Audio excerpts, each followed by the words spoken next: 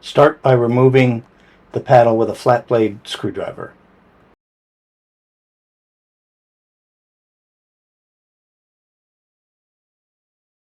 Then, to remove the cam cover, use a flat blade screwdriver to carefully push in the top of the tabs.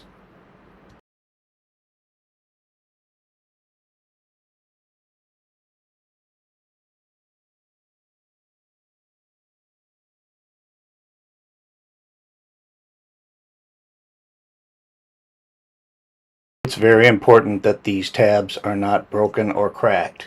If they are, the unit must be replaced.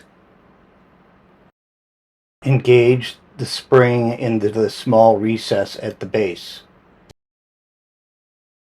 This top stopper is what will prevent it from going the other way.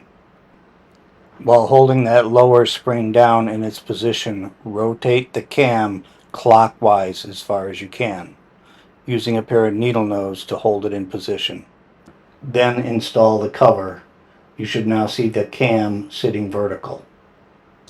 Now install the paddle. Notice there are two sides, one oval, one round. Make sure you align it properly.